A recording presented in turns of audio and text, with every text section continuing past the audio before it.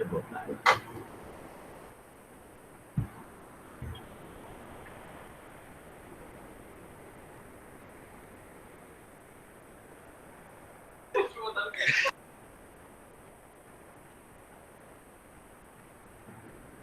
Tá rodando, mas agora foi.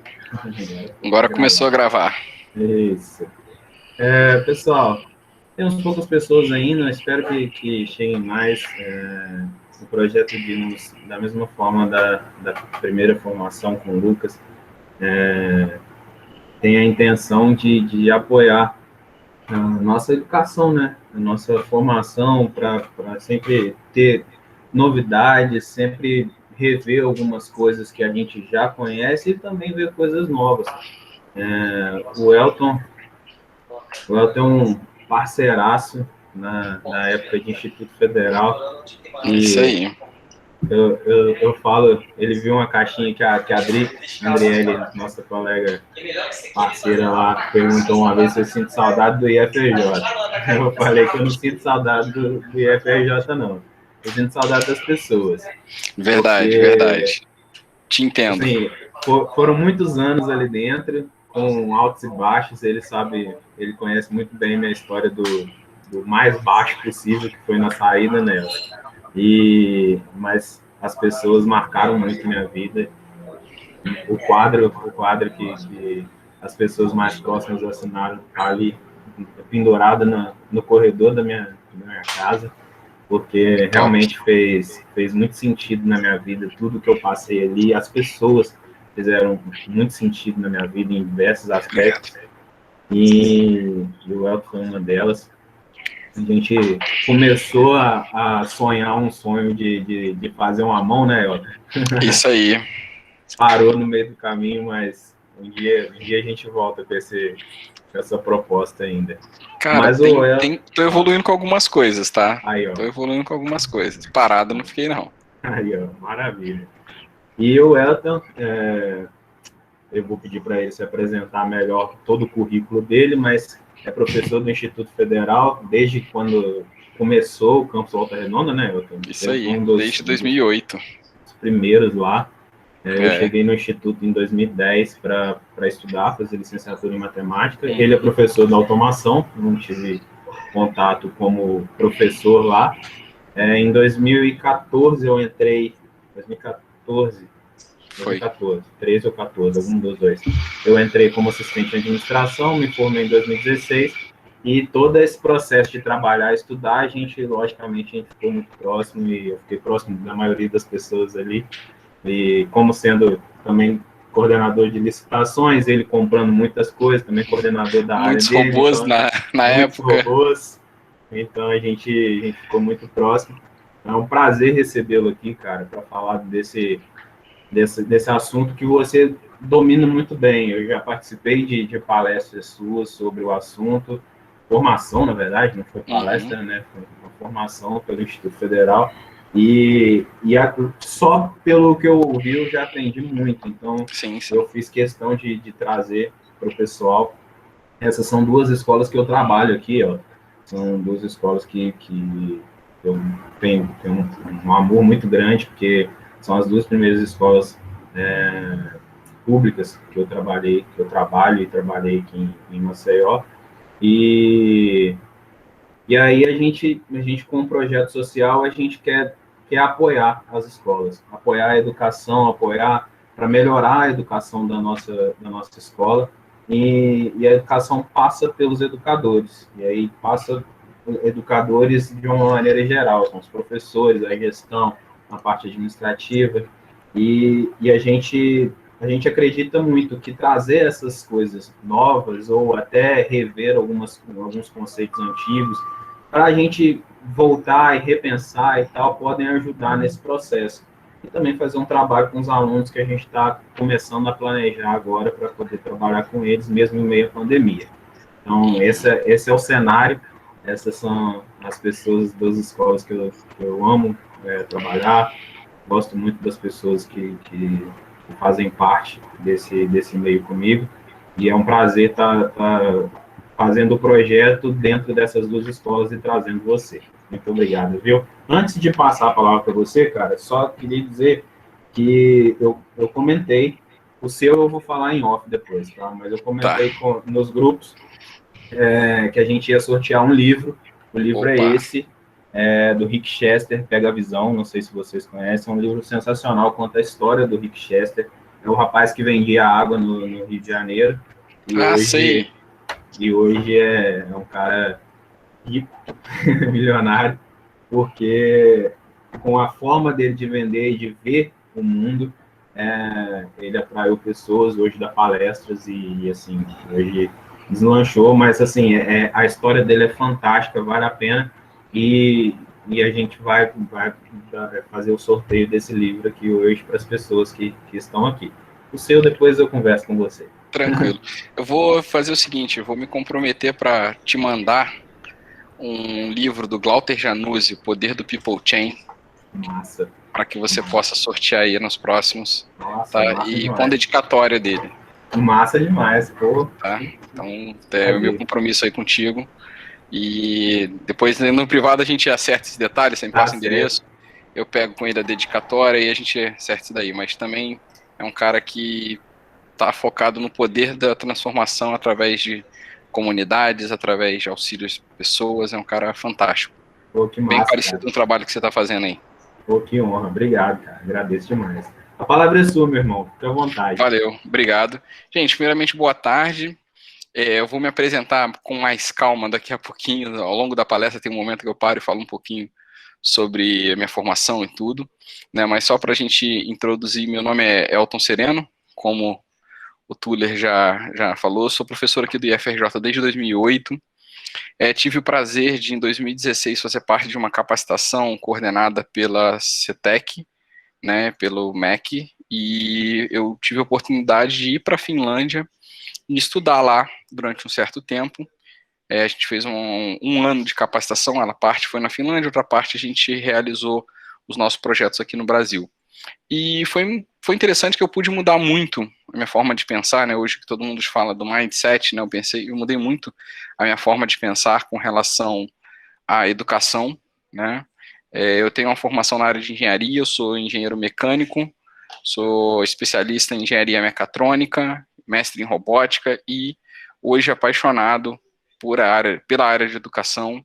Sou professor por opção, eu gosto de ser professor mesmo, né? Muita gente fala, você podia estar na indústria, no mercado, mas eu gosto de dar aula. Isso é uma coisa que eu faço com amor mesmo. Eu vou compartilhar minha tela aqui com vocês. Deixa eu ver se vai. Alexandre, depois eu vou ficar vendo a tela compartilhada, você me fala aí se tiver tudo legal, beleza? Tá certo, meu irmão. Se você quiser me passar o slide, eu posso compartilhar daqui também. Eu fiz ele naquele do Keynote do Mac, depois que eu me toquei disso. Pode crer. Tá vendo aí legalzinho? Tá tranquilo? Vamos sim. Show. A gente chama essa palestra de Tropicalizando o Sistema Finlandês, isso foi um termo, não foi cunhado por mim, foi idealizado por uma colega, a Erna, do Instituto Federal do Tocantins, ela fica em Palmas, que a gente começa a falar de sistema finlandês, todo mundo fala assim, mas lá é o primeiro mundo, lá é outra realidade, o que a gente pode fazer aqui? Então hoje o nosso objetivo é exatamente esse, é falar primeiro como é lá, como é aqui, e o que a gente pode fazer, né? Porque a gente tem alguns aspectos que são bem favoráveis a gente construir uma educação tão boa quanto a finlandesa, e hoje, para vocês terem uma ideia, o produto mais exportado pela Finlândia é a educação, né? Então, hoje, o produto de maior exportação dentro do sistema econômico finlandês são as capacitações que eles fazem para o mundo inteiro na área de educação, incluindo a gente aqui no Brasil. Bem, então, vamos falar sobre Finlândia, né? Todo mundo já ouviu falar, alguns conhecem, né? Mas o que eu conhecia de Finlândia antes de ir para lá? A Finlândia que eu conhecia era essa daqui, a pequena Finlândia aqui em Penedo. Quem já teve a oportunidade de passear por aqui pelo estado do Rio conhece, ou já ouviu falar pelo menos, né? É a única colônia finlandesa no país, e era o que eu conhecia de Finlândia antes de ir para lá. Também conheci essa Finlândia, que é uma Finlândia bem interessante de se conhecer, não sei se todos são adeptos, é uma Finlândia interessante para a gente conhecer. Mas, na verdade, a Finlândia é esse país aqui ao norte da Europa, né? Ele faz a divisa da Suécia com a Rússia, né? É bem interessante que esse é um país relativamente novo, ele teve a sua independência um pouco antes da Primeira Guerra, né? O término da Primeira Guerra Mundial, né? Então ele tem um pouco mais de 100 anos. É um país onde você tem maior parte do seu território fica coberto de neve durante grande parte do ano, tá?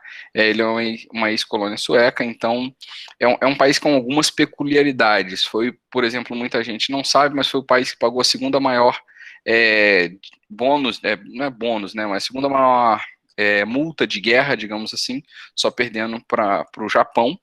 Né? Então é um país que sofreu bastante por questões de guerra, é um país com algumas particularidades, mas é um país muito interessante da gente conhecer e viver. Né? Então aqui um pouco mais destacado o mapa da Finlândia, né? Cadê o meu mouse? Não está aparecendo aqui. Nós temos ao sul a capital Helsinki, né? Bem ali no Mar Báltico, quase com a Estônia, ele faz a divisa com a Rússia, e tem algumas cidades são bem conhecidas, como mais ao norte aqui, que meu mouse não está aparecendo, eu estou apontando na tela, não está adiantando nada, né? Que é Rovaniemi, que é conhecida como a cidade do Papai Noel. Então, a Lapônia, que muita gente fala, que a gente vê nas reportagens, né? Também é um grande atrativo da Finlândia. Alguns dados da Finlândia, esses dados estão um pouco desatualizados, né? São aí de 2018, tá? Mas ela tem uma área de mais ou menos 300 mil quilômetros quadrados, 5,6 milhões de habitantes, né? E aí vocês podem ver aqui ao lado alguns comparativos entre a Finlândia e o Brasil, né? Expectativa de vida, né? O percentual da população que é estudante, olha que interessante, né? A gente tem um percentual bem maior de estudantes da nossa população aqui no Brasil. E, em contrapartida, nós temos um percentual de professores muito menor do que o deles. Comparativamente, a gente está com 1,1% da população como docente, e lá nós temos 1,27%. Né? O PIB é estupidamente diferente, a gente está aí com dados de 2018, 8.500 euros contra 41.900 euros. Então, um PIB bem diferente comparando os dois países, né? É interessante a gente entender que a Finlândia, ela cabe, em termos territoriais, mais ou menos no estado do Goiás, né? É super interessante, eu gosto muito desse mapa, porque a gente está num país de extensões continentais, como é falado abertamente, mas para vocês terem uma ideia, a gente está falando de um país que é mais ou menos um estado nosso, né? Só para a gente ter uma noção em termos de tamanho quando a gente está falando sobre esse tema.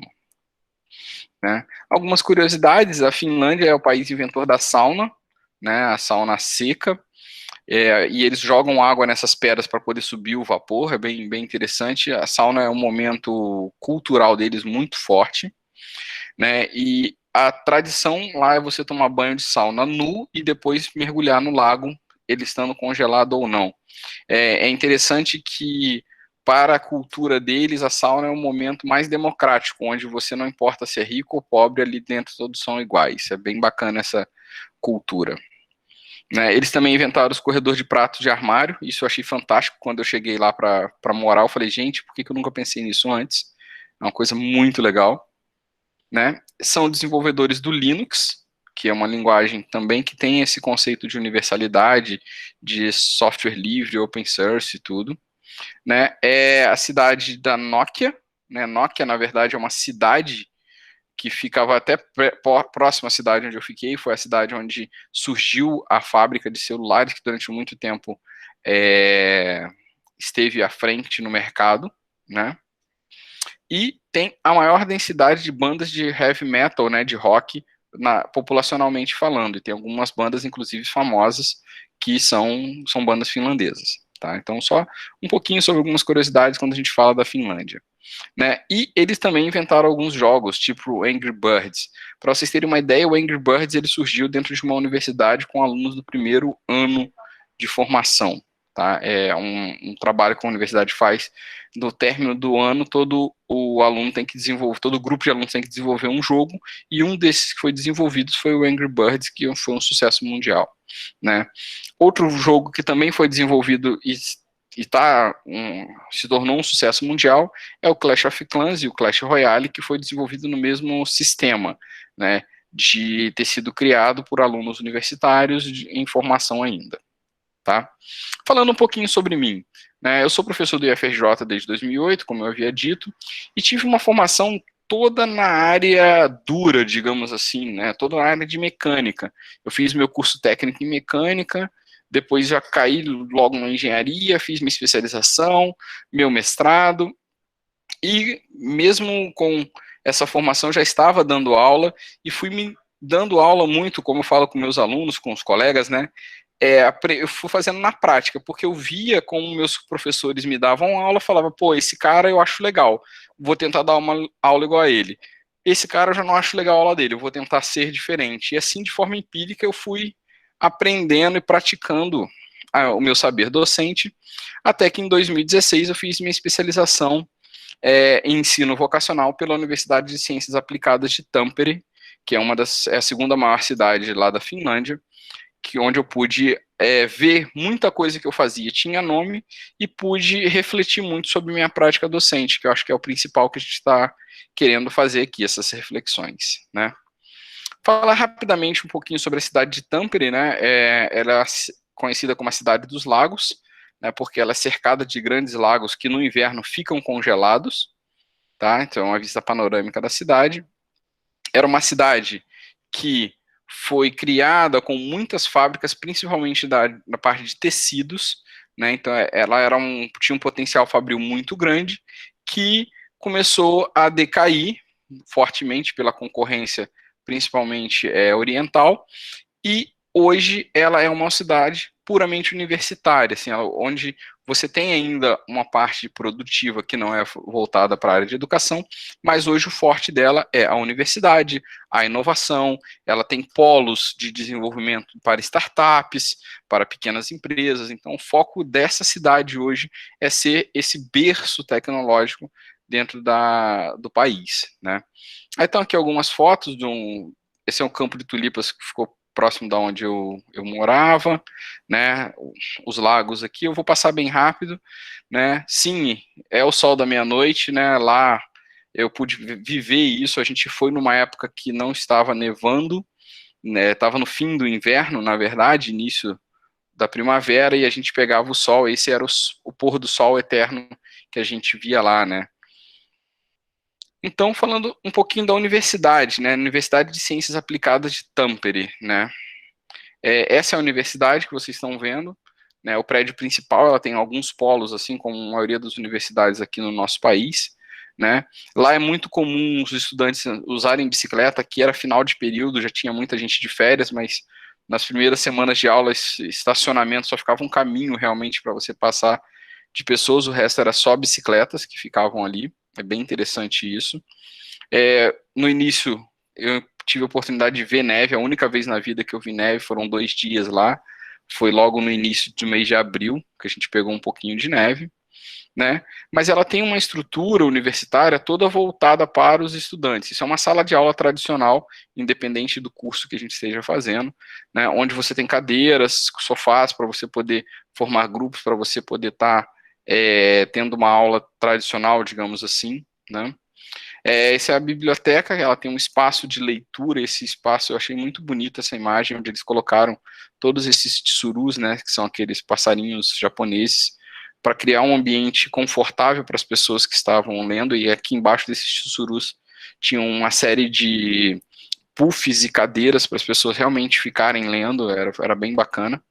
Aqui era uma outra sala de aula que nós tínhamos, esse colega da foto é um colega lá do Espírito Santo, né, do Instituto Federal do Espírito Santo, que teve a oportunidade de fazer esse curso com a gente. Tem uma outra foto dessa sala, que é essa daqui. Todas as cadeiras são com rodinha, vocês podem ver tantas cadeiras, tantas mesas, porque a gente pode organizar essa sala da forma que quiser. E o professor tem quadros tanto aqui na frente, como vocês estão vendo, tanto na lateral esquerda, né? Então, tenho de um lado as janelas, do outro lado eu também tenho quadro, tenho espaço para poder estar ministrando a minha aula, mudando a disposição, tendo uma dinâmica no meu processo de ensino-aprendizagem. Eu posso organizar assim para os alunos trabalharem em grupo, posso fazer uma grande mesa, se eu não me engano, tem uma foto aqui na frente falando sobre, mostrando isso, eu posso colocar de formas individuais, da forma que achar melhor, né? Aqui é aquela primeira sala, eu tenho essas almofadas que são para os alunos apoiar e trabalhar com o seu notebook, fica disponível ali para os alunos, né? E qual que é a proposta da educação finlandesa? O que é o grande diferencial da educação finlandesa? Né? Primeiro, é que a aprendizagem centrada no estudante, tá? Então, o foco do sistema de ensino, vamos dizer assim, é o estudante. Então, eles estão preocupados e querendo saber se o estudante realmente aprendeu, quais são os objetivos de aprendizagem dele. Então, não é aquele foco no professor como é tradicionalmente, porque hoje, até mesmo durante a pandemia, que esse processo que a gente teve que ter uma evolução no ensino muito grande, a preocupação das instituições é: professor, você deu o seu conteúdo, você conseguiu passar o que era para ser dado? A preocupação está no professor se ele conseguiu fazer, não está no aluno se ele conseguiu absorver, se ele conseguiu entender aquilo que está sendo lecionado. Então, isso para mim é uma grande modificação. Segundo, a aprendizagem, ela é um processo colaborativo, ela não é um processo individual. Então, tudo se aprende no coletivo.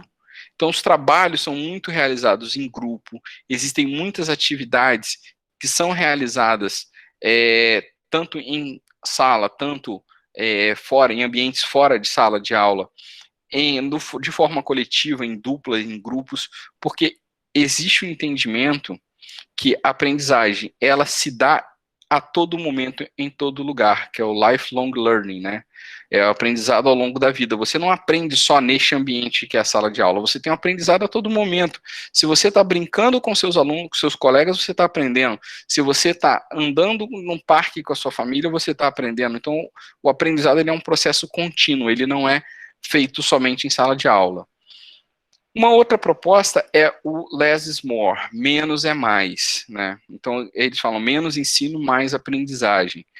Uma das coisas, quando você vê filmes, algumas coisas sobre o sistema educacional finlandês, fala, nós cortamos as lições de casa para as crianças poderem ser crianças e tudo, e realmente existe isso, né? Você tem que dar menos conteúdo e dar mais maneira das pessoas adquirirem conhecimento, né? A gente viveu aí no último ano uma revolução, entre aspas, né, no ensino, por conta desse cenário de saúde pública, que nos obrigou a mostrar para os nossos alunos mais ferramentas de como aprender do que propriamente dito passar o conteúdo. Eu costumo falar com as pessoas quando a gente faz momentos assim sobre educação, sobre metodologias ativas, que a gente consegue hoje, se o aluno tiver disciplina e tudo, tá? Não estou falando assim, mas o aluno não consegue ficar parado na frente do computador. Não é essa a nossa discussão no momento.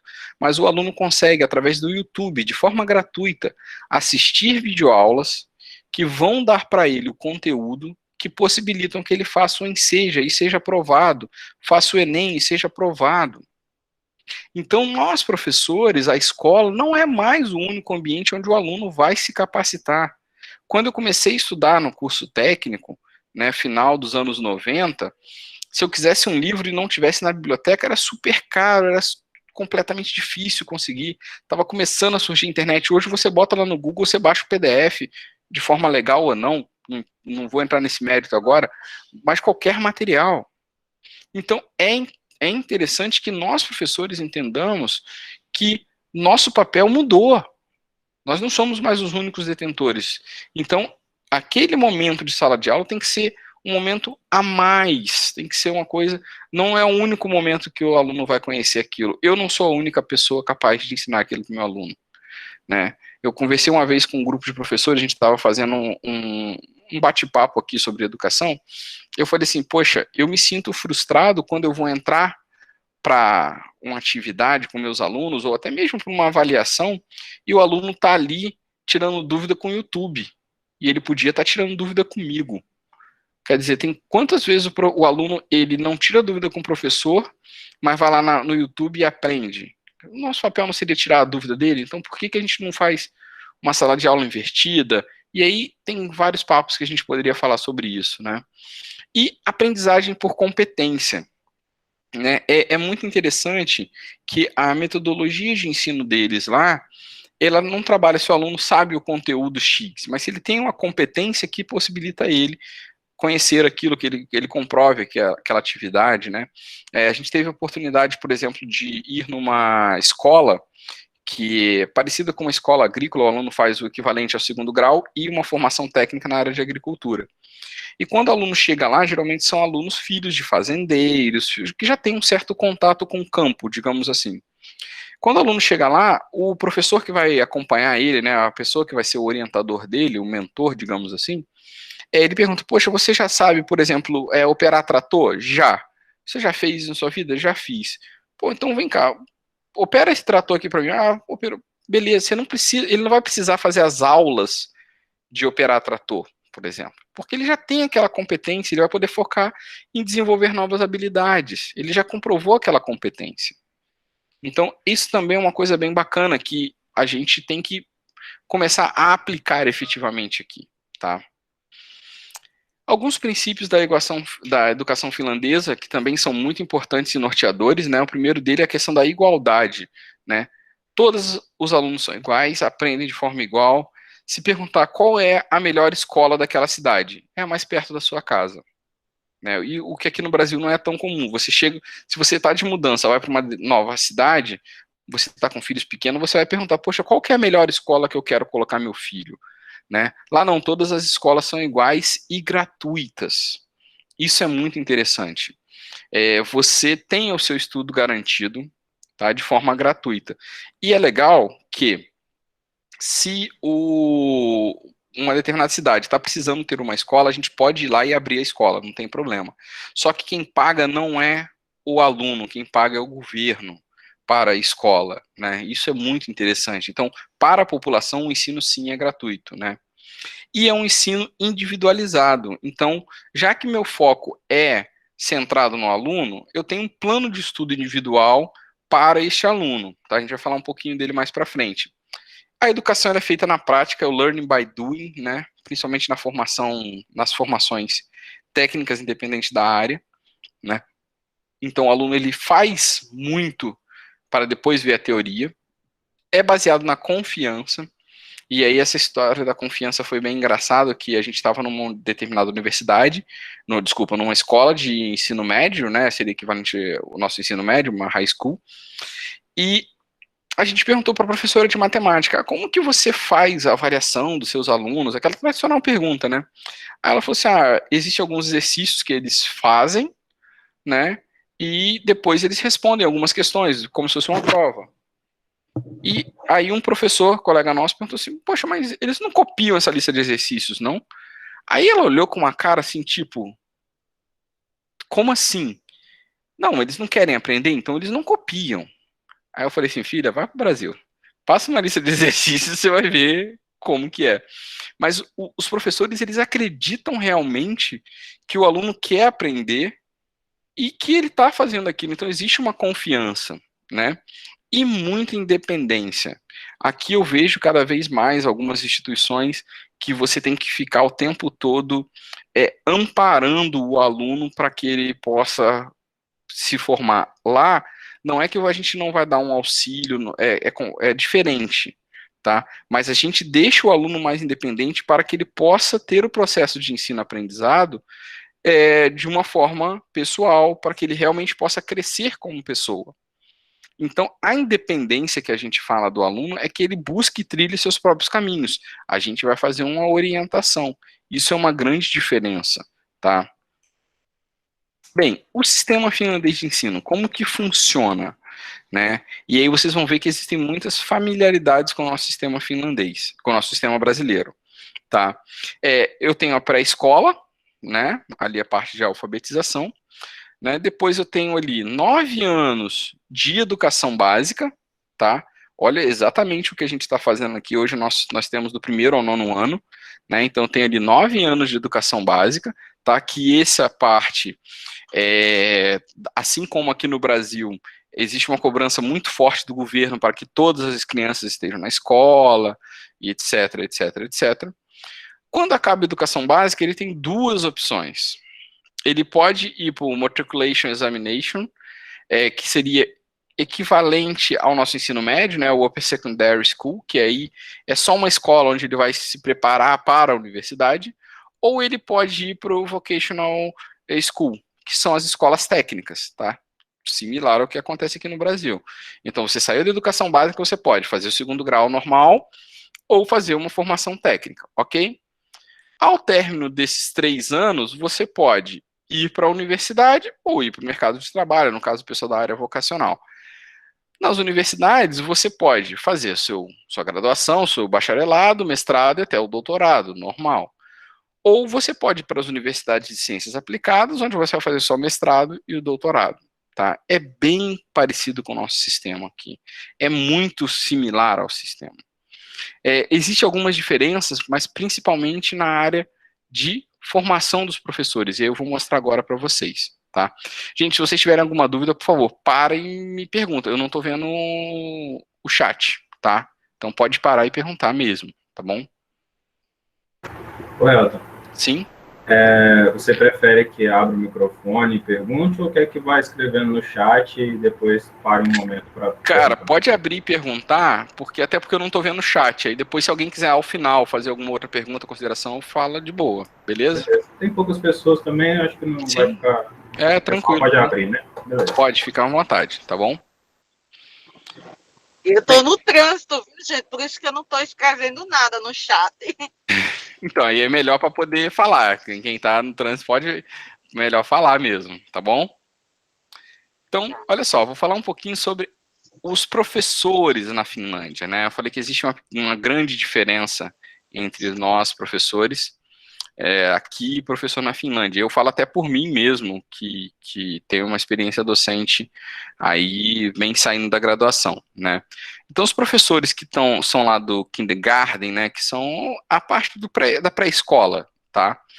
Eles têm que ter bacharelado em educação ou bacharelado em serviço social, tá? Então, é interessante que qualquer professor lá, ele tem que ser nível universitário, tá? Mesmo que seja da pré-escola, beleza? Quando a gente fala aí dos 6 primeiros anos da educação primária, né, da educação básica, tá? Ele tem que ter feito o bacharelado, que são na fase mais ou menos aí 180 créditos, tá? Mais o mestrado, ok? Que são mais 180 créditos. Isso tudo é esse mestrado em ciência da educação, digamos assim, tá? E dentro desse mestrado, ele faz uma coisa que eles chamam de teacher training, né? Ninguém pode dar aula lá na Finlândia se não tiver feito esse curso, esse teacher training, tá? Então, é uma capacitação, a gente vai falar dela um pouquinho mais para frente, tá? Acho que no próximo slide, o que é esse teacher training, mas ele tem que ter feito essa capacitação. Então, esse mestrado ele já inclui essa capacitação, tá bom? Esse teacher training, ele inclui todas as matérias, tudo que para as crianças ali do primeiro ao sexto ano, né, com o que a gente fala de interdisciplinaridade, né, temas de curricular cruzado, digamos assim, é o que a gente chama de interdisciplinaridade aqui, né, para que eles possam trabalhar dessa forma com os alunos, beleza? Isso ali na primeira parte do ensino básico. Quando a gente... esses 60 créditos de formação pedagógica, que é o Teacher Training, tá? Então, dentro do mestrado, metade das disciplinas do mestrado são só na parte de formação pedagógica, que dá aí 1.620 horas de formação pedagógica. Eu tive uma colega, que ela é da área de formação de professores, e ela fez um levantamento, logo quando a gente retornou da Finlândia, em 2016, que essa carga horária de formação pedagógica, ela é maior do que a média da carga horária de formação pedagógica dos professores aqui no Brasil, tá? Então, quando você faz uma graduação, você tem as disciplinas obrigatórias, mas algumas são focadas na formação pedagógica, outras são de formação geral, e essa carga horária, em média, é a carga horária maior do que a formação pedagógica dos professores aqui no Brasil. Então, isso é uma coisa muito importante. Você vê que todos os professores lá são extremamente capacitados, né? Quando a gente fala ali do 7º ao 9º ano, né, da formação básica, tá, que aí já é a parte que você divide mais as matérias e tudo, né, já dentro da formação, você já tem que ter o quê? O mestrado naquela área. Então, poxa, se eu sou professor na área de matemática, eu tenho que ter feito matemática, tenho que ter feito mestrado em matemática, mais o teacher training, né, mais a minha formação de 60 horas, de 60 créditos, para que eu possa trabalhar aquela determinada formação. Então, é sempre exigido uma formação nesse perfil do aluno, tá? Quando a gente fala de educação especial, o molde de educação especial lá, ele é parecido com os moldes que nós tínhamos aqui, né? Você tem escolas especializadas, tá? E existe uma formação específica para os professores trabalharem com educação especial, tá?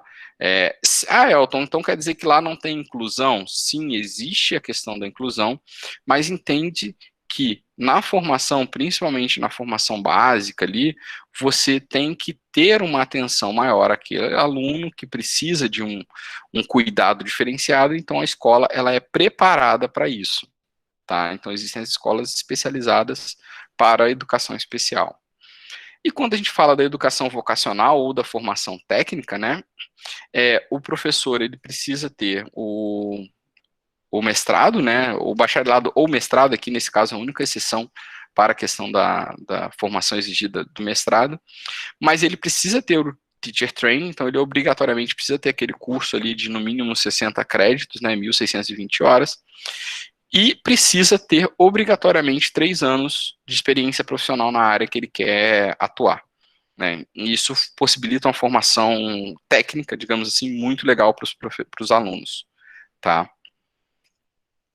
Qual que é a base filosófica da educação finlandesa? Teve uma vez, eu ministrei uma palestra aqui no IF para os alunos da graduação, e a professora, o Tuller vai lembrar, a professora Márcia Mira, chegou e perguntou assim: Elton, qual que é a base filosófica da educação finlandesa? É este camarada aqui, que eu acredito que todos vocês conhecem ou já ouviram falar, né? E a gente teve que ouvir de uma professora, da coordenadora do nosso curso lá, quando fizeram essa pergunta para ela, qual que é a base filosófica da educação finlandesa, que é Paulo Freire. E aí ela chegou e falou assim: eu não sei como no Brasil vocês que têm Paulo Freire não conseguem estar num patamar que nós estamos. Aí aquela hora que você pega a viola, coloca no saco e ok, obrigado, tchau gente, fica para a próxima. Mas essa é a base filosófica da educação finlandesa. Quando a gente fala em flexibilidade lá na Finlândia, né, que muita gente fala e questiona quando é colocado aqui, a gente está falando em flexibilidade de percurso, de itinerário, mas existe sim um currículo básico que tem que ser seguido. Eu não tenho aquela coisa, não gosto de matemática, não vou fazer matemática. Não, não existe isso. Eu vou mostrar isso agora para vocês, tá? E lá eles têm a figura de um conselheiro, né, ou de um tutor, esse guia educacional, né, durante toda a formação do aluno. Então, ele tem uma pessoa que acompanha ele o tempo todo durante a formação para ajudar ele nesse percurso, nessa formação, nesse itinerário formativo, tá? Então, por exemplo, para o 2º grau, né, Upper Secondary School, você tem aí de 47 a 51 disciplinas obrigatórias, no mínimo que você tem que fazer, né? E além dessas obrigatórias, você tem que ter um mínimo de 10 disciplinas de especialização, 10 créditos de especialização, digamos assim, e totalizando um mínimo de 75 créditos. Aí você consegue formar no Upper Secondary School, né? É mais ou menos assim que funciona lá, né? E como é que funciona Isso, né? Então você tem ali as disciplinas compulsórias, né, as disciplinas obrigatórias, por exemplo, língua mãe e literatura. Você tem 6, da língua A 6, da língua B 5. Então observa que você trabalha com 3 linguagens, com 3 idiomas, se você quiser, tá? Como obrigatório, isso é obrigatório. Matemática são 6 e 10, né? A gente vai entender porque 6 e 10, né? De 6 a 10, não, tá? É 6 e 10. Ciências do ambiente, humanidades e ciências sociais, esportes, artes, né? Então, tudo existe uma quantidade obrigatória e existe as disciplinas de especialização, que se você quiser ir além, você vai e faz essa parte de especialização ali, de acordo com os seus gostos pessoais, sua projeção de futuro, o que você quer fazer, tá? Então fica... Oi? Posso fazer uma observação? Volta ao slide aí. Cara, eu fiquei Então. impressionado. A quantidade de horas obrigatórias para as humanas e ciências sociais e de matemática. Uhum. Hoje a gente tem muito mais matemática do que a parte de humanas e ciências sociais e realmente deveria ser o contrário. Sim, sim. Não, e é interessante que é o seguinte, você com essas disciplinas obrigatórias, digamos assim, você tem uma formação básica e a sua, como é que eu vou dizer assim, seu ingresso para a faculdade, o que seria equivalente ao nosso Enem, ele é baseado só nessa parte obrigatória, que é muito básica, superficial, entendeu? Eu imagino igual o seguinte, pensa num cara aqui no Brasil que vai fazer engenharia mecânica, que é a minha área. Então ele gosta de matemática, gosta de física, mas ele não é tão adepto à biologia, por exemplo. Ele vai fazer o Enem e cair as mesmas questões de biologia para o cara que vai fazer medicina, que vai fazer biologia, que às vezes não é tão adepto de matemática e física e vai fazer as mesmas questões, entendeu? Então, até o ingresso para a faculdade lá, ele é feito em 2 momentos. Ele é feito em cima dessas disciplinas compulsórias e depois na base específica que ele está fazendo. É bem interessante, tá? É muito legal isso. Então, só para a gente poder entender um pouco melhor aqui, né? Esse aqui, você pode ver nesse quadro, as disciplinas obrigatórias, tá? Esse aqui a gente pegou de um aluno lá de uma determinada escola, por isso que vocês vão ver que algumas coisas estão tampadas aqui, que tinha nome dele, alguns dados pessoais. E você tem aqui as disciplinas optativas, tá? Vocês podem observar que todos os quadradinhos que são brancos, eles são as disciplinas que são ofertadas no primeiro ano de formação. Desculpa, os que estão meio em cinza são no segundo ano e os que estão em preto são no terceiro ano, tá? Então, eu tenho ali a língua mãe, lá as línguas mães são o finlandês e o sueco, né? E você tem como terceira formação, que praticamente todo mundo faz, o inglês, tá? Então, você tem ali os 3, digamos assim, os 3 línguas. E você pode escolher a outra língua que você quer, tá? A matemática, eu falei com vocês, já são 6 e 10 porque ela é dividida em álgebra e aritmética, né? Então você tem essa divisão entre as matemáticas, tá? E aí você tem uma série de outras disciplinas ali que são as obrigatórias, biologia, geografia, né, estudos sociais, artes visuais, saúde, a parte de educação física, né? Então você tem ali uma série de disciplinas que são obrigatórias, você pode ver ali que tudo que é oferecido como obrigatório tem várias coisas, e a parte de optativo, eu falo, poxa, gostei disso daqui, então vou partir para as optativas, tanto na área ou de matemática, ou de física, ou na arte de estudos sociais, na área de estudos sociais, a gente pode ir seguindo em função do perfil do aluno, em função do que o aluno quer como trajetória de vida, digamos assim, tá? Isso é muito bacana, tá? Muita gente, quando a gente fala em flexibilidade de currículo, pensa, ele não vai fazer matemática, não vai fazer... Não, aqui ele vai fazer o básico. E aí ele vai continuar se for de interesse dele, digamos assim, em função da formação dele. Quem auxilia isso? Aquele orientador educacional, aquele conselheiro, tá? E como que funciona lá, né? O sistema educacional é mais ou menos por período, tá? Aí que tem mais ou menos 5, 6 semanas de aula, direto. E aí o cara tem aquele período, Passou, próxima disciplina e assim vai, né? E aí existe aqui, ó, esse é um quadro das disciplinas que serão ofertadas naquele ano de uma determinada escola, tá? Então você tem aqui, ó, 1, 2, 3, 4, 5, 6 e 7, né? Aí tá aqui, ó, a minha colega que escreveu. Estes números correspondem aos que estão sendo o quadro da página seguinte, né? Porque é o seguinte, se eu quero fazer essa determinada disciplina aqui, por exemplo, OPT1, optativa 1, né? Ela é do grupo 1, naquele período, quer dizer, naquelas 5, 6 semanas, eu não posso fazer mais nada do grupo 1. Eu tenho que fazer agora alguma coisa do grupo 2, do grupo 3, do grupo 4. E isso impacta diretamente no quê? Impacta diretamente, deixa eu colocar aqui, no horário dele, tá? Então, quando ele vai iniciar as aulas, ele já recebe o horário dele aqui, ó, tá vendo? Todas as disciplinas, independente se ela é de qual grau que ela é, de qual grupo que ela tem 6 aulas semanais, ponto. Aqui no Brasil, eu pego lá pelo IF, por exemplo, assim, matemática, física tem 4 tempos, 6 tempos, filosofia tem 1 tempo por semana. Cara, não, isso não acontece.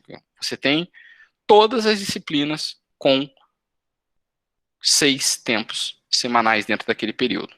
Então, todos os professores têm a mesma carga, tá? E aí você já tem aqui o seu horário. Então, você consegue ver aqui que na segunda-feira ele tem disciplinas do grupo 1, do grupo 6, do grupo 5 e do grupo 3. Na terça, do grupo 4, 1, 6, 2 e 7. Na quarta, 5, 3. Então, quando ele vai escolhendo lá como é que eu vou dizer assim, as disciplinas do grupo, né? Então, se ele pega aqui, por exemplo, as disciplinas do grupo 1, ele já sabe que vai ter aula nesses dias.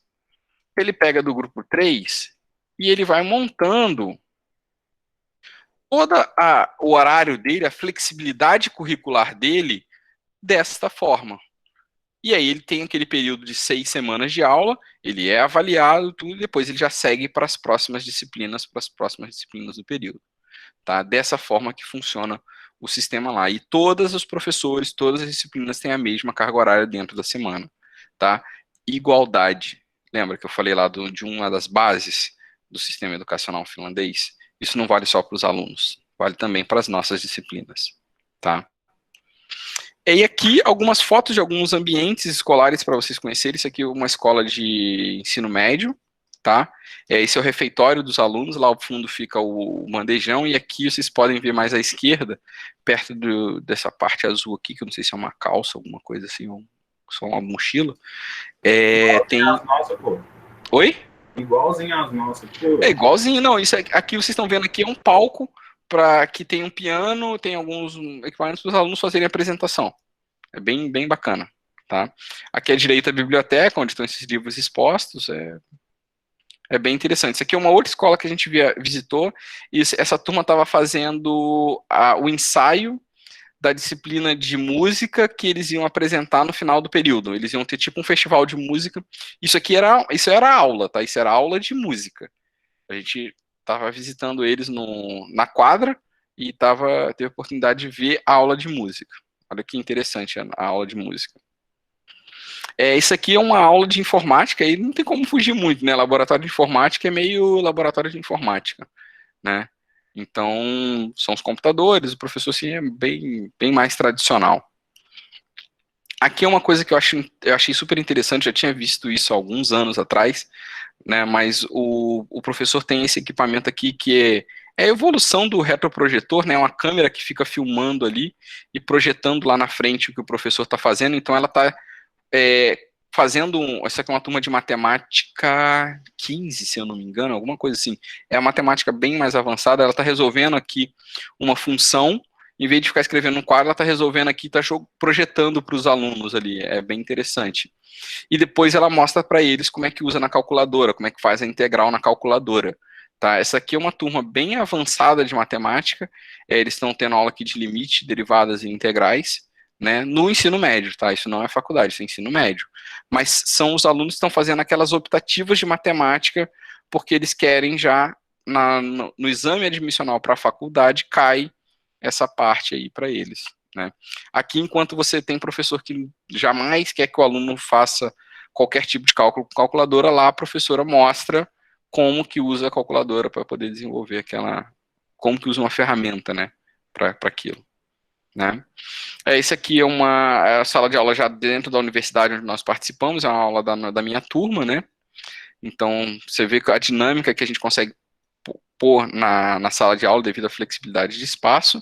Aqui aquelas mesas, lembra que eu mostrei para vocês, que estavam formando grupos aqui, está formando um único mesão, tem um gordinho lá no fundo à esquerda de blusa branca, marrom, que sou eu, né, a gente estava no momento happy hour aqui. E é interessante que na escola, isso foi uma das primeiras figuras que a gente foi apresentado lá sobre o sistema educacional finlandês, né, que a escola mostra para a gente assim, né, isto é física, isto é matemática, isto é biologia, isto é português, isto é filosofia. Só que a vida, ela é a vida não te diz, pronto, agora acabou o tempo de matemática, vamos falar de geografia. Não, a vida é a vida. Ela tá tudo misturado, tá tudo junto. E, como dizem meus alunos, você que lute, né? Como que a gente pratica o ensino? Eu não sei se tá dando para ouvir o áudio aí, tá conseguindo ouvir, Tuller? Não, não tá vendo não. Não. Essa aqui é uma cena clássica do filme Curtindo a Vida Doidado, né? Que o professor tá ali falando para os alunos, né? E os alunos estão ali simplesmente curtindo, né? Esse aqui também provavelmente vocês não estão ouvindo, que é cena do filme Divertidamente, que o professor tá a mesma coisa, falando e nada, né? E eu pergunto para vocês, olha só, os alunos, eles pensam assim, ó, onde é que foi parar aquilo que ele acabou de dizer? Ele saiu da prova e já esqueceu de tudo, né? Essa tirinha também eu gosto muito, né? Meu filho, matemática não é tão difícil. Pai, algum dia eu vou usar isso na vida real? Claro que vai. O dia que você vai ter que ajudar seu filho no dever de casa. Quer dizer, o ensino hoje ele é praticado de uma forma que não tem significado. Ele aprende porque tem que fazer prova, simplesmente, né? E aí eu pergunto para vocês, por quê? Por que a gente pratica assim, né? Eu gosto de fazer uma analogia bem interessante com os professores, quando a gente fala de mudança de metodologia, que é a seguinte: em 1800, se você tivesse que ir para um médico, ele ia te atender de roupa preta para poder não ver o sangue, ele ia te fazer um tratamento com sanguessugas, ele ia te sedar com formol, e você ia sair feliz da vida, torcer para não ter nenhum tipo de contaminação, se precisasse um procedimento qualquer ali, torcer para não ter infecção e beleza. Hoje em dia, um médico, ele vai te atender com uma roupa extremamente branca, no centro cirúrgico, numa sala extremamente limpa, vai fazer procedimentos e te dar medicações que vão garantir que você tenha uma recuperação mais tranquila, né, vai usar uma série de exames para poder efetivamente descobrir o que você tem. Beleza, evoluímos. Em 1800, a gente entrava numa sala de aula com um quadro negro e o professor escrevia giz, os alunos ficavam sentados. Em 2021, não porque a gente está em pandemia, mas em 2019, fora da pandemia, a gente entrava numa sala de aula, alguns com quadro branco, outros com quadro verde, e os alunos ficavam sentados e o professor falando. Vocês aceitariam tratar seus filhos com um médico de 1800? Ou serem tratados com um médico de 1800? E aí eu pergunto para vocês, por que vocês lecionam ou aceitam que seus filhos, seus familiares sejam ensinados como em 1800? Isso é uma pergunta importante. Eu gosto de fazer essa reflexão, gosto de provocar essa reflexão, né? Como é que a gente desdobra tudo que a gente viveu assim em sala de aula? Primeiro, a gente tem que mudar de metodologia. Não dá para ser mais essa metodologia de 1800. A gente tem que tornar a aprendizagem significativa. A gente está aprendendo, não é porque eu preciso passar, tem um porquê. Eu posso fazer aprendizagens baseadas em projetos, problemas, em desafios, existe uma série de possibilidades. Eu sou contra a existência de provas, já não pratico isso, né? Eu já não faço provas há bastante tempo, né? Trabalho com mentorias em grupos para alunos ingressantes, uso bastante ferramentas digitais, que agora a gente tornou-se cada vez mais necessárias, né? E quando a gente fala em tropicalizar, que muita gente fala assim, mas lá, sempre tem um lá, né? A gente tem aspectos legais favoráveis, então nossa legislação permite que a gente faça um sistema exatamente igual de lá se nós quisermos. Nós temos infraestrutura tecnológica, apesar de deficiência em alguns pontos, mas a gente tem infraestrutura que, em grande parte, que permite isso. E o principal, a gente tem o conhecimento. A gente sabe o que tem que fazer, tá? Então a gente pode sim tropicalizar. O que nos impede disso? Primeiro, mudar as práticas de sala de aula. Eu falo assim, poxa, quem nunca teve aquele professor que pega aquelas anotações que estão até amarelas para ele poder repetir no quadro, né? Ou é aquela transparência que já nem sabe quando foi feita. O que nos impede de mudar a disposição das mesas e da cadeira de sala de aula para tentar fazer algo diferente, né? O que impede da gente fazer da sala de aula um pequeno laboratório com experiências simples, como colocar um Mentos numa garrafa de Coca-Cola ou juntar bicarbonato com vinagre? Por que eu não posso pegar os alunos e tirar eles de sala de aula e mostrar para eles o pátio da escola, ou ir na minha comunidade e mostrar os problemas reais e como é que a gente pode resolver isso de forma prática, né? Por que a gente não pode buscar parcerias com as entidades locais, com as empresas, com as ONGs, para que a gente possa trazer a realidade do entorno para dentro da nossa escola? Elton, Sim? Maria do Socorro aqui perguntou, cara, como que funciona a mentoria? Ok, já vou te explicar. Deixa eu só finalizar aqui, aí eu te explico com calma. Tá cortando. Oi. Daqui a pouquinho eu explico a questão da mentoria, tá? O que nós podemos aproveitar? Nós podemos fazer a aprendizagem baseada em problemas, projetos, fenômenos, e uma série, em paixão, em desafios, né? Eu posso trazer os estudantes para resolver problemas de empresas, da comunidade. Eu fiz um trabalho aqui com uma instituição, uma escola pública próxima aqui, Volta Redonda, na divisa aqui já com Minas, o pessoal ali perto de... Ai, gente, indo para Amparo, ali, Santa Rita, tudo. O Túlio deve lembrar dessa região aqui, onde a gente trouxe os problemas da comunidade para a escola, para os alunos do ensino médio responder. A gente nem está falando de alunos de ensino técnico. E os alunos responderam muito bem. A gente trouxe a realidade deles para cá, né? O professor atuar como um orientador, né? Não como o detentor do saber, né? E eu vou falar sobre mentoria daqui a pouquinho, né? Trocar o conteúdo por competências e habilidades. Então, o professor ele vai se preocupar em dar competências para o aluno. E é mais importante o aluno saber distinguir uma fonte confiável do que ele saber que velocidade é igual a delta S sobre delta T, porque se hoje ele precisar, ele vai na internet e procura rapidamente, né? Deixar os alunos trilhar o próprio caminho. Então, a gente tem que deixar... Não, você tem que fazer assim. Não, por que você não pode fazer um caminho diferente para chegar lá, né? E os estudantes pesquisando por conceitos por conta própria, tudo para poder resolver um problema prático, né? Não só um problema prático de construção de alguma coisa, mas até o próprio processo de aprendizagem. E aí entra muito o papel do mentor. Eu vou fazer esse parênteses aqui agora. O mentor, ele é uma pessoa que ele está ali, ele não é um conselheiro que vai chegar e falar assim, você está fazendo errado, você está fazendo certo, não.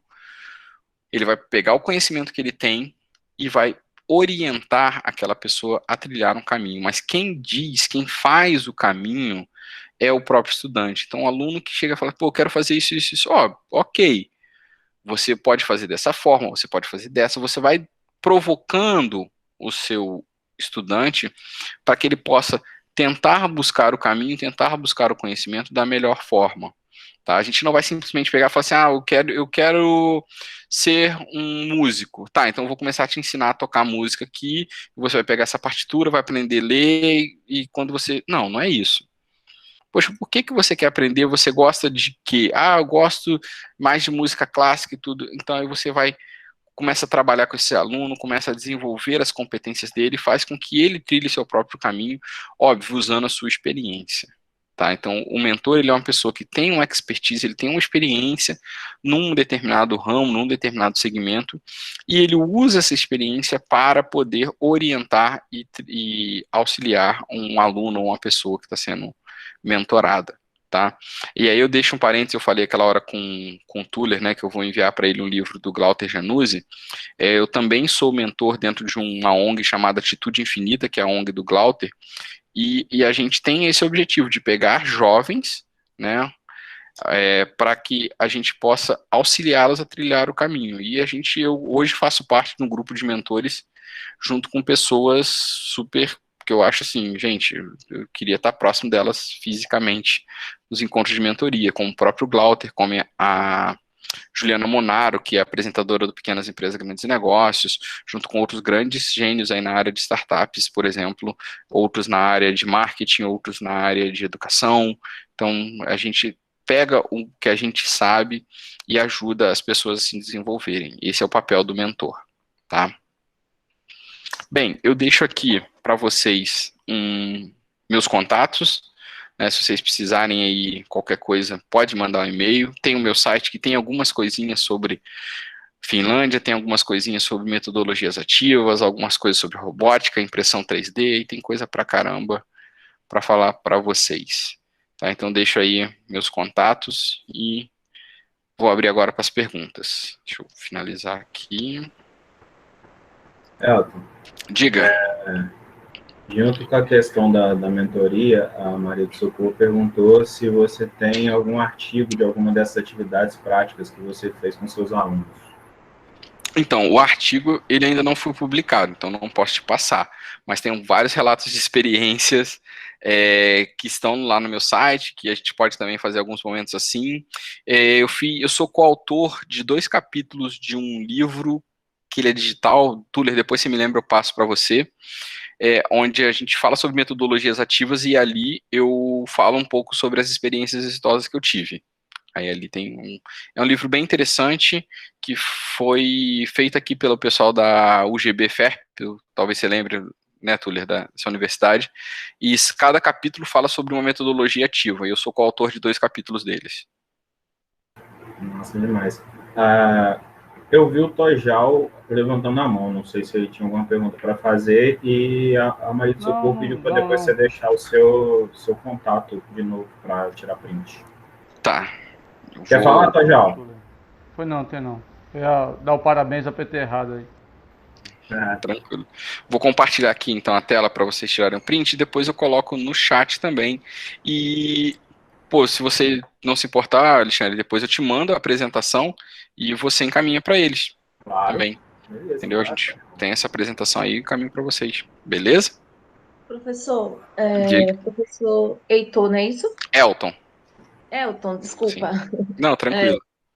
Eu decidi falar porque eu tenho algumas dúvidas. Uhum. E, assim, essas questões de metodologia ativa muito me interessam, porque Certo. também tem algumas questões que eu trabalhei quando eu estava fazendo o meu mestrado. E aqui surgiu algumas dúvidas em relação às competências e habilidades que você fala. Quando você diz que lá eles trabalham por competências e habilidades, Uhum. tem alguma coisa a ver com as nossas competências e habilidades que agora vem com a BNCC? Mais ou menos, mas é nessa linha sim. Tá? E essa questão do novo ensino médio, quando você falou que eles lá trabalham por campo de pesquisa, né, por Uhum. interesse de área, né, mais ou Sim. menos o que você falou. A nossa ideia que a BNCC propõe para o novo ensino médio, ela tá de acordo com essa proposta na Finlândia? Eu acho uma evolução em comparação ao que a gente tinha, mas ainda não está exatamente como é praticado lá, entendeu? Existem algumas nuances e eu também acho legal não ser exatamente igual, né? Até por isso que a gente fala em tropicalizar o sistema de lá, porque nós temos particularidades que são únicas nossas, né? Eu acho que a nova BNCC, esse novo ensino médio, já é sim uma evolução comparado ao que a gente tem praticado nesse primeiro momento. O que eu entendo é que vai ter esse primeiro momento de adaptação, Logo após isso, a gente vai ter que fazer uma revisão, vai ter que repensar, ver o que deu certo, o que não deu. Eu sou a favor, sim, de nós termos um ensino que ele não é tão cartesiano, que isso é matemática e biologia, que ele possa ser mais aberto para os alunos entenderem realmente que existe o que a gente sempre fala, e os pedagogos sempre falavam quando eu estava, antes de ter essa capacitação de interdisciplinaridade, transdisciplinaridade, eu acho que é importante isso estar documentado, porque senão a gente vai ficar repetindo mais do mesmo, né? Então, eu acho que é importante ter essa mudança, sim, para a gente sair da nossa zona de conforto, para a gente começar a pensar de uma forma diferente, e daqui a uns 5, 10 anos, ter uma revisão novamente, para a gente se readaptar ao novo cenário. Entendeu? Mas é mais ou menos nessa linha que eles seguem, sim. Não sei se eu respondi sua pergunta. Respondeu. A minha pergunta, a minha dúvida, o questionamento, na realidade, é o seguinte, é que a gente lê tanto, tem tanta coisa, a BNCC tem mais de 600 páginas, e ainda os professores, eu, por exemplo, eu ainda continuo com muitas dificuldades, muita dúvida, até por causa da minha formação, que eu acho que muita coisa de educação no Brasil acontece, é cultural. Sim. E o que é cultural é muito difícil de ser mudado, entendeu? A questão, por exemplo, quando você fala que a educação lá é centrada no aluno e não no professor. Por mais que aqui no Brasil a gente fale, olha, a nossa educação hoje tem que ser centrada no aluno, vamos fazer desse jeito. Os órgãos responsáveis ainda centra essa educação no professor. No professor. Então, as nossas formações continuadas e formações de graduação, enfim, elas ainda deixam muita lacuna, muita falha para o professor. Sim. Entendeu? Uma coisa que eu acho da BNCC, desculpa te interromper, é que ela teria que ser feita, ela teria que ser implementada de forma gradual. Assim, desde 2017 que foi sido pensada, deveria ser implantada em 2018, se não me engano, foi 2019, e até hoje a gente não tem implementação dela. Não, quando eu digo de forma gradual, é assim, primeiro nos primeiros anos, depois no segundo, entendeu? É um processo longo, vai demorar 10 anos, 12 anos, vai, mas é assim, aí eu consigo mudar a cultura, eu consigo mudar tudo, porque assim, se eu chegar de hoje para amanhã, a partir de 2022, vai ter que todo mundo seguir a BNCC, vai ser uma revolta total, né? Agora, se eu começo a mudar para o primeiro ano, vejo que está dando certo, as pessoas, opa, aquilo ali é legal, vamos fazer, e eu consigo ir melhorando o ciclo até chegar na formação do ensino médio, por exemplo, né? A questão cultural realmente é muito forte, eu costumo falar muito nesses momentos que a gente tem de troca de experiências com os alunos, que existem com os professores, que existe muito professor com síndrome de Gabriela, né? Eu nasci assim, eu cresci assim, eu vou morrer assim. Tem muito professor com síndrome de Gabriela, e a gente tem que realmente pensar nessa mudança cultural, na capacitação dos professores, como você falou também, que a gente... Principalmente, sabe, na capacitação dos professores, porque a nossa capacitação, diferente do que você percebeu na Finlândia, é muito falha, deixa muitas lacunas, né? Aqui no estado de Alagoas, até um certo tempo, nós tínhamos monitores em que iam para a sala de aula, nada contra, certo? Mas, assim, iam para a sala de aula com 50% do curso. Eu me sinto totalmente com muitas lacunas da minha formação e tenho mestrado. Você entende? Então, assim, é essa outra visão também. Eu não estou criticando os professores, eu estou falando da nossa formação, que ela é tão falha, né? Ela é tão cheia de lacunas. O tempo que a gente dispõe para estudo, enfim, são várias questões. Sim, eu concordo. A gente tem, se você for comparar lá, igual colocou qualquer professor, qualquer profissional que vai entrar em sala de aula, ele tem que ter feito no mínimo 1.620 horas de capacitação. Isso já é uma diferença absurda, né? Aqui, vou pegar pela área técnica, tá? Tem muitos engenheiros, por exemplo, que não entram no mercado, ou por questões quaisquer saem do mercado, estava trabalhando numa indústria e é desligado, e aí ele, vou virar professor. Professor aqui passa a ser uma segunda opção, uma segunda profissão onde a pessoa não precisa se dedicar, é o quebra-galho dele à noite, chega cansado, tá lá. Diferente de lá, porque se você quer ser professor, você tem que estudar para ser professor.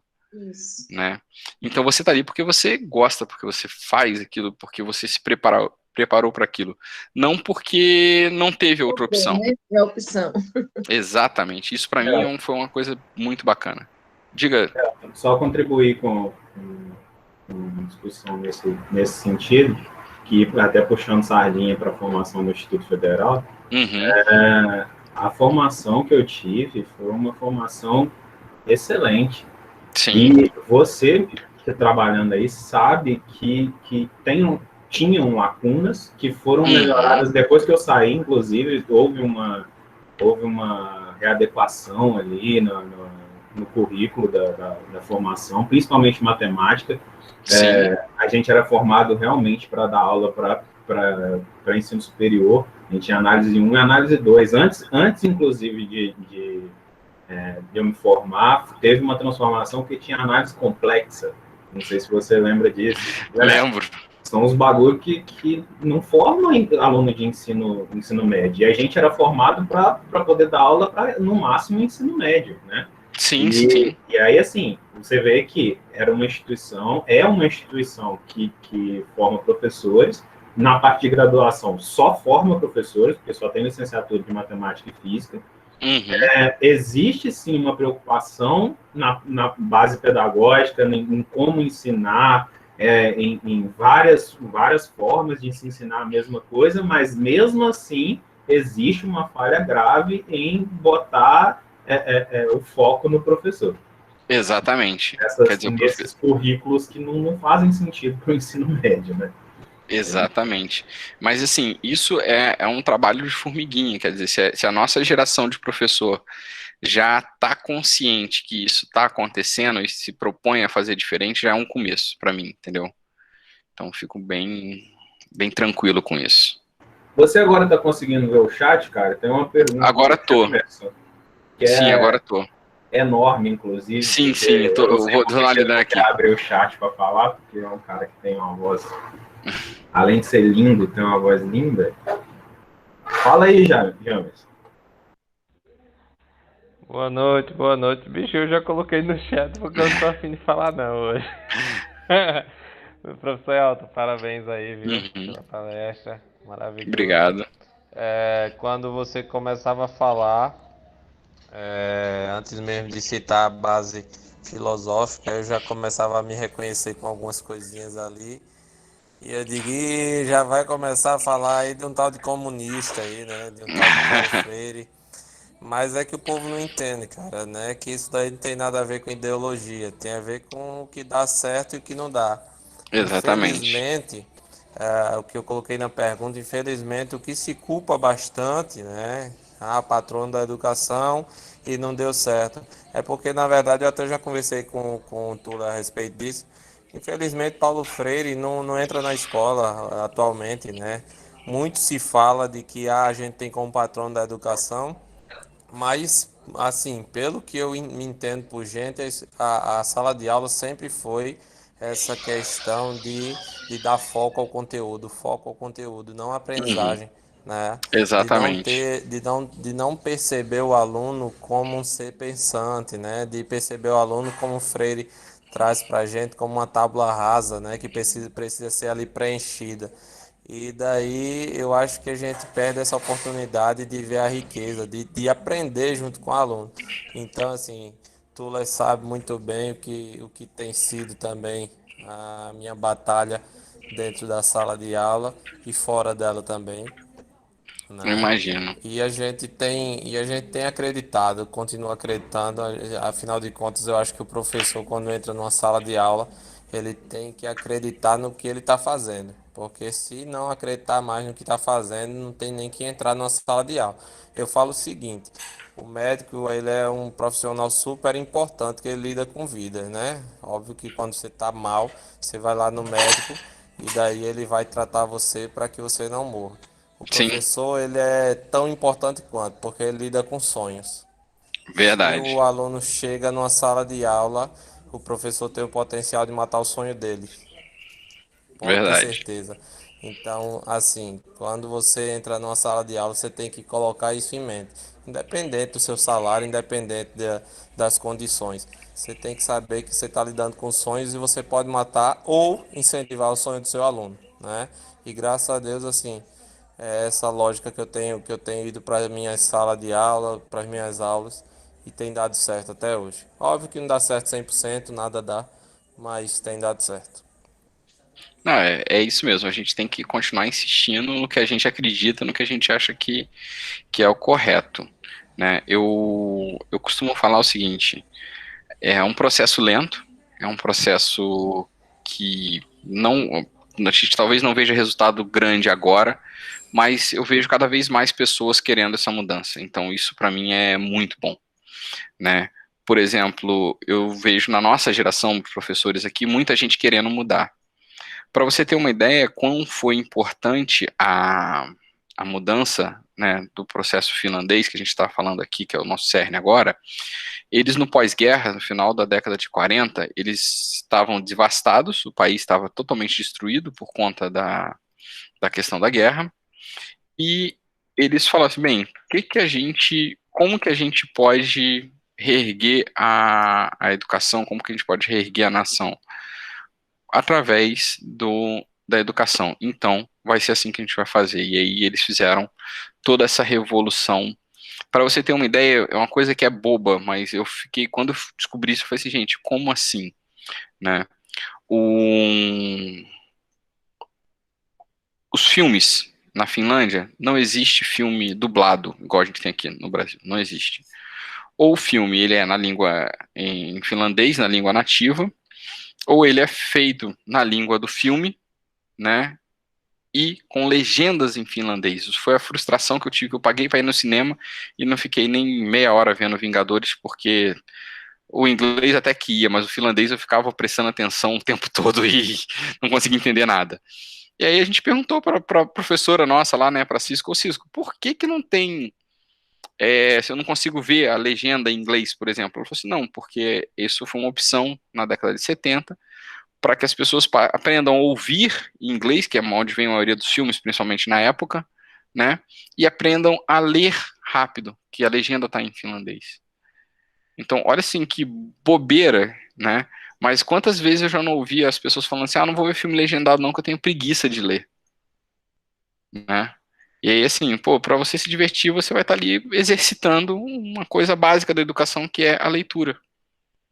Vai estar exercitando ouvir uma outra língua. Então, são pequenos detalhes que fazem a mudança. Isso demorou anos, com certeza, para ter impacto, mas é interessante. É isso que eu ia falar, é uma questão cultural, mas que provavelmente demorou anos para chegar no que é hoje, né? Hoje, Exatamente. provavelmente, a maior parte da população tem prazer em aprender. Sim, sim. Em ter aprendizado, independente da forma. Verdade. Mas a gente vai chegar lá. Com certeza, eu creio. Mais alguém quer perguntar alguma coisa, pessoal? Ou agradecer, ou parabenizar, porque já tem muito agradecimento no chat aqui e tal. Já vi aqui bastante. Gente, e assim, o que vocês precisarem, se quiser depois de fazer um outro momento, falar sobre metodologias ativas, sobre, sei lá, o que vocês quiserem. Tá contado já. O meu foco é aprendizado baseado em peso, né? Projetos, fenômenos, problemas. Mas a gente está aí para poder auxiliar vocês. E aí a gente combina um dia e horário para trazer para o pessoal de novo. Beleza, a gente marca. Terminar e me despedir de você, irmão, só deixa eu apresentar a tela aqui para poder fazer o sorteio. Pessoal, claro. Aqui está o pessoal que participou. Teve algumas pessoas que já saíram, tá? Mas mesmo assim eu deixei aqui, tá na ordem do que foi entrando, tá bom? E vou abrir aqui um sorteador entre 1 e 19 para a gente deixar bem transparente. Número 5. Número 5, Kátia Cecília. Parabéns, você ganhou este livro do Rick Chester. Depois fala comigo no privado para passar o endereço, porque vai chegar direto dos correios, assim, para você. Tá bom? Top. Tá certo. Tá, joia. Obrigada, professor, e obrigada pela palestra. muito importante, muito bom mesmo. A sua experiência foi muito boa. E eu gostaria de fazer uma pergunta, já que eu ganhei Fique à o livro, né? vontade. Fique à vontade. Gostaria de saber, assim que você voltou da Finlândia, qual foi a sua experiência, a sua primeira experiência que você A, fez em sala de aula? a primeira experiência que eu fiz em sala de aula foi abolir a prova. A primeira experiência. Legal.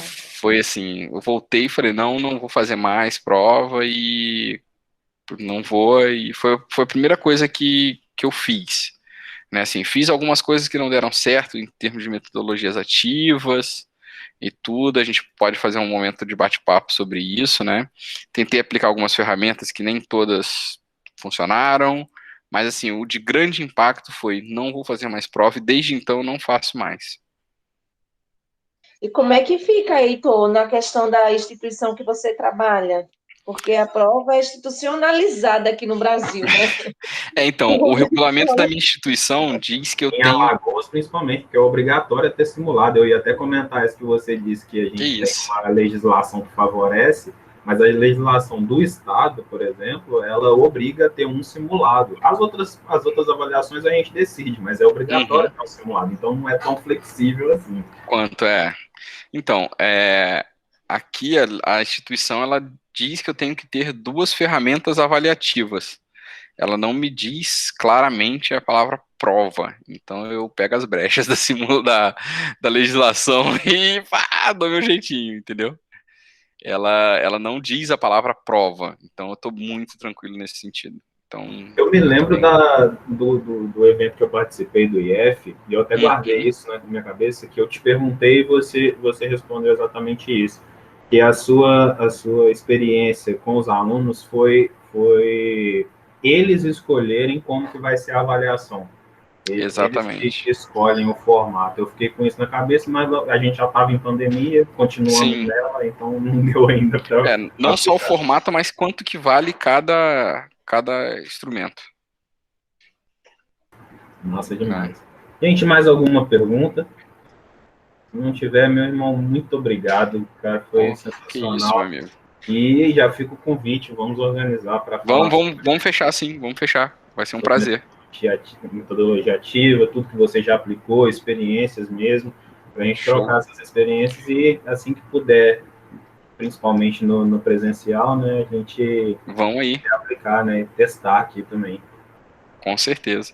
E me lembra depois de passar o livro de metodologias ativas, porque assim, ele não está aqui no computador agora, ele está na nuvem, tem que ver se está no Dropbox, está no Google Drive, mas para eu te passar, pra você passar para o pessoal aí, beleza?